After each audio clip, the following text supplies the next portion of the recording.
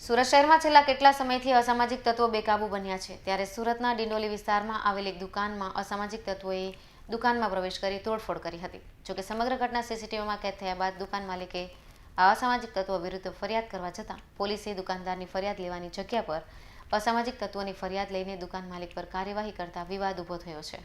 ગુજરાતનું સુરત એક એવું શહેર છે અહીંયા તમામ વસ્તુઓનો વિકાસ ઝડપથી થઈ રહ્યો છે ત્યારે આ ઝડપી વિકાસી રહેલા શહેરમાં પોલીસ અને કાયદાની બીક લોકોને નથી લાગી રહી તેવું લાગી રહ્યું છે કારણ કે અહીંયા છાશવારે અસામાજિક તત્વો બેફામ બનતા હોય છે। ત્યારે ગતરોજ સુરતના ડિંડોલી પોલીસ સ્ટેશન વિસ્તારમાં આવેલ એક દુકાનમાં કેટલાક અસામાજિક તત્વો દુકાનમાં પ્રવેશ કરી દુકાન માલિકને માર મારવા સાથે તેની દુકાનમાં તોડફોડ કરી રહી છે।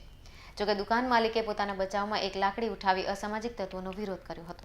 જોકે આ સમગ્ર ઘટના બાદ પોલીસે દુકાનદારની ફરિયાદ લેવાની જગ્યા પર અસામાજિક તત્વોની ફરિયાદ લઈને દુકાન માલિક વિરુદ્ધ કાર્યવાહી કરી હતી।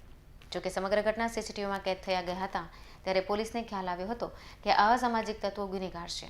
જોકે પોલીસે અસામાજિક તત્વોના ખોળે બેસેલી હોવાને લઈને દુકાનદાર વિરુદ્ધ કાર્યવાહી કરી વિવાદમાં આવી ગઈ હતી। જોકે અહીંયા ઉલટા ચોર કોટવાલ કો દાટે તેવો ઘાટ દુકાન માલિક સાથે થયો હતો। Bureau report GSM news Surat.